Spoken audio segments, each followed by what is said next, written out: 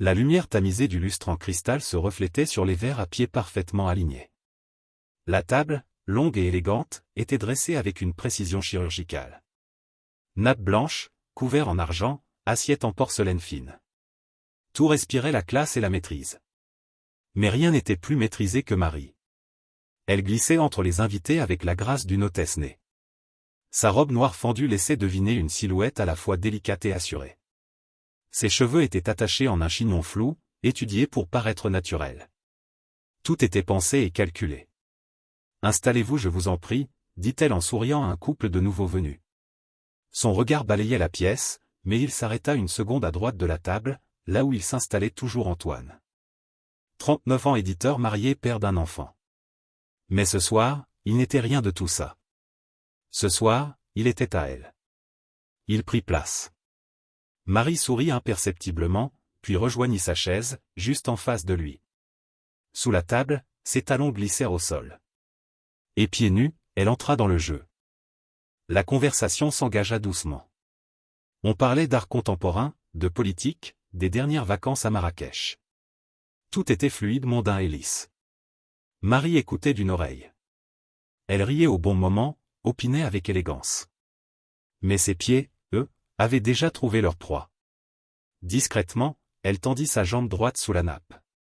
Et ses orteils, fins, vernis d'un rouge profond, frôlèrent le mollet d'Antoine. Il se figea à peine. Juste une respiration plus courte. Un muscle qui se tend. Mais elle le vit. Elle le sentit. « Tu voulais dire quelque chose, Antoine ?» demanda-t-elle en croisant son regard. « Non, rien du tout. » Elle replia lentement son pied, puis le fit glisser plus haut. Jusqu'à sa cheville. Puis, un peu plus loin, au-dessus de sa chaussette. Elle jouait avec lui comme un chat avec une souris, et il le savait. Mais il restait là. Prisonnier volontaire. Le plat principal arriva. Filet de bœuf rosé, purée à la truffe, petits légumes confits. Les conversations s'intensifiaient. On riait plus fort, le vin aidait. Sous la table, Marie appuyait doucement la plante de son pied sur la jambe d'Antoine. Il tentait de garder contenance. Il découpait sa viande lentement, avec une concentration absurde. Mais son visage trahissait des vagues et des tensions. « Tu es bien silencieux ce soir, Antoine », lança soudain la voisine de gauche. Il toussa légèrement. La cuisine de Marie me coupe le souffle. Marie se pencha légèrement vers lui, un éclat d'ironie dans la voix. Seulement la cuisine ? Il la regarda. Il savait qu'il ne devait pas répondre. Alors il sourit et baissa les yeux. Elle lui offrit un petit clin d'œil. Puis, sans crier gare, son pied remonta d'un cran. Lentement, elle atteignit son genou, s'y appuya doucement. Puis, comme une caresse désinvolte, elle glissa entre ses cuisses. Il manqua de faire tomber son verre. Marie, elle ne broncha pas. Antoine le savait, il y avait des règles. Il ne devait jamais bouger, jamais répondre à ses gestes. Pas un mot.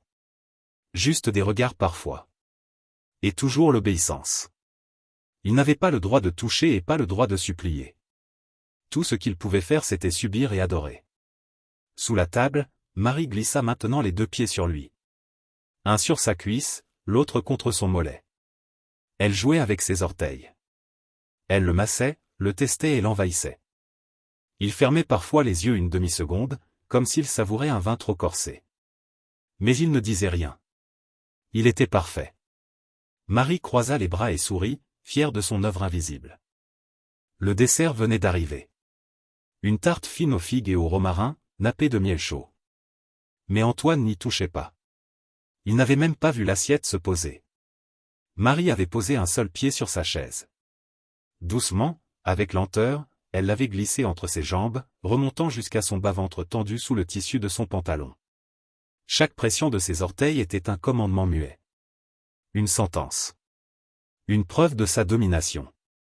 Antoine ne respirait plus normalement, il avait chaud. Il sentait les regards des autres, innocents, qui ne voyaient rien. Et pourtant, lui, il était nu.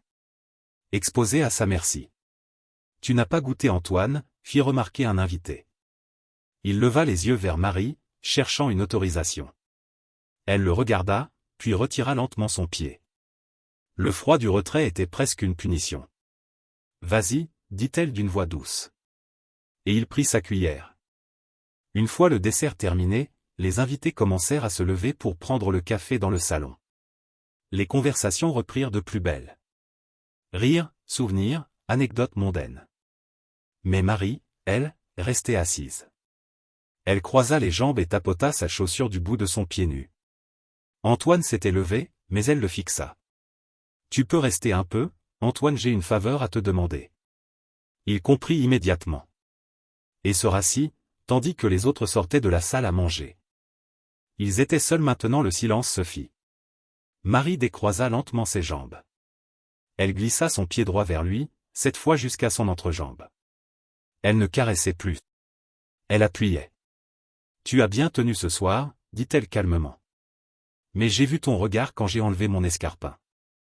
Tu le voulais, n'est-ce pas ? » Il hocha lentement la tête. Elle tendit la jambe et posa le pied sur sa cuisse. Son autre pied rejoignit le premier. Elle était maintenant à moitié allongée sur sa chaise, les deux pieds sur lui. « Enlève-les-moi doucement avec les dents. » Il cligna des yeux. Ce n'était pas un ordre. C'était une évidence. Il s'agenouilla lentement, vérifiant que personne ne revenait, et se pencha. Ses dents attrapèrent le cuir verni du talon, et il tira avec une dévotion presque religieuse. Marie soupira d'aise. Comme si elle était en train de recevoir un massage 5 étoiles. Voilà, c'est mieux. Lorsqu'il releva la tête, Marie l'observait. Sérieusement cette fois. Tu sais ce que j'aime chez toi, Antoine ? Ton obéissance, ta honte et ta peur. Elles te rendent délicieux. Il rougit. Ce mot, dans sa bouche, sonnait comme une offrande. Il aurait voulu se prosterner. L'embrasser et la remercier. Elle approcha son pied de sa joue. Et le posa doucement contre sa peau. Embrasse. Il le fit avec lenteur, avec respect, comme s'il embrassait une icône sainte. Encore. Et il recommença. Cette fois, ses lèvres sur ses orteils. Puis sur son talon.